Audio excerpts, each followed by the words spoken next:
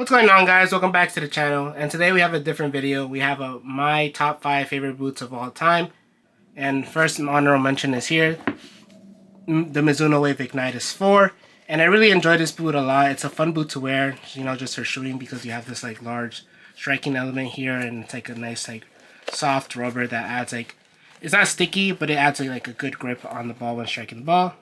And also you have like this padding here for like the knuckleball area. And then you have this like nice soft leather, and overall the fit and comfort was great. Traction was pretty good, and I kind of had my customization right here. But yeah, really enjoyed this boot. The second honorable mention is the Mizuno Revula V3. Now again, I have really enjoyed these boots. I do still wear them from time to time, you know, when I'm testing cleats, just because these are super comfortable. The upper, as you guys can see, it's a nice soft leather upper. The sole plate, it's amazing, nice and flexible. I really like it. It's probably my favorite aspect of the boot. And overall, the boot is just fits great, fits my foot really nicely, and the leather quality is just great. And overall, just like a solid like leather boot. And the final honorable mention is this one right here, the Nike Magista Aura 2. Now, this could have been in my top 5, but I decided to put a different boot over these. But again, these are really good. Like, the knitted upper was really soft. It was nice and padded. It kind of felt unique because of these dots where they kind of just, you know, give it a nice dampened sensation when like hitting the ball or touching the ball, because as you guys can see, they kind of like stick out and they're more like bumpy, but they are kind of hollow. It's a really nice, unique sensation, and it's also here in the past like area, so you're able to feel them all throughout. And I really liked it. It was a solid boot. I actually bought these like twice just because I really liked them. So this also is an honorable mention. A really good boot. So these are in 5th place. These are the Nike Hypervenom Phantom 2 and the version 2. So this is when they brought back the Nike skin upper. And you know, it's like the OG. It's a bit thicker and not as like flimsy, but it still like give you that nice like OG vibes from the upper. And you know, this boot I really like.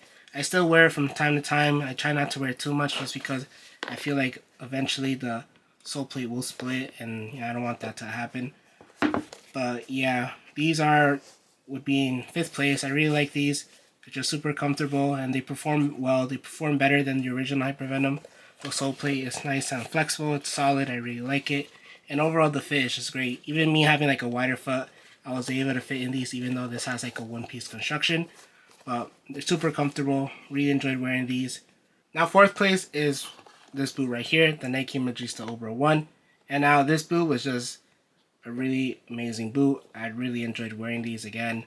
Like all of the top 5, obviously I enjoyed wearing them and wore them a lot. And the Magista Aura is like no different. I wore these a lot. This is like the launch colorway, and I obviously did use these. I did end up getting like a second pair, which you guys have seen in the channel, or at least my TikToks. It's like that gray, like metallic gray upper. But yeah, I used these a lot. The upper wasn't overly thick.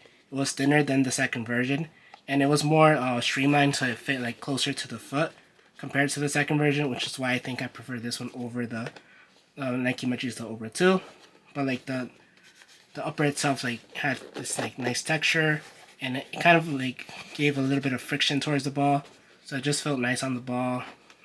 It was a bit padded, but not overly padded. Just it had a bit of like a foam liner on the inside, but like not very thick. It was kind of thin, but it still had like a nice dampened sensation, especially with like the fly knit upper. And overall, just a fun boot to wear. Now the next boot is like a limited edition release, and I wasn't sure if I was going to include it on this list, but honestly, it's just one of my favorite boots that I did use, and I use these a lot, and I just wanted to put them in the top 5, so I just put them. And this is the Adidas Predator Instinct Crazy Light, and this is basically like a lightweight version of the standard Instinct, which I also did try, but I prefer these a lot more. And here we got the sprint frame outsole from the F50, as well as like the Hybrid Touch upper was a lot thinner, and so it just was a good combination, and overall it made the boot lighter. The regular Predator Instinct was a lot heavier, and I feel like this is a good combination because you still got all the Predator elements. As you can see now, they're all yellow and like hardened, and like these do crack, so I'm not gonna like mess around with the upper, just because if I do push it a lot, it will like end up cracking and breaking. So I just want to keep them the way they are. And it was a good combination because like the upper was a lot thinner, and so you were able to feel the lethal zones a lot better, in my opinion. Like they kind of felt more like a striking element here, especially when like striking the foot and passing it.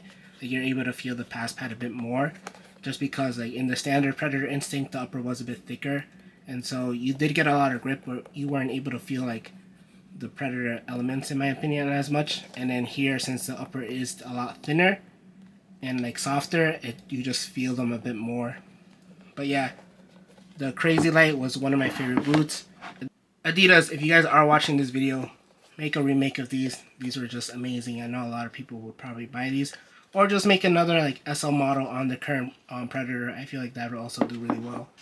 Now, second place is this boot right here, and this will probably surprise a lot of you, but this is the Under Armour Speedform. And some of you guys might know this, like those who are boot nerds and know like their cleats. Some of you guys are watching this and probably don't know what this boot is, maybe thinking it's a football boot, like American football. It is a soccer cleat, it's a football boot. It's from Under Armour, and this is probably one of their best cleats in my opinion.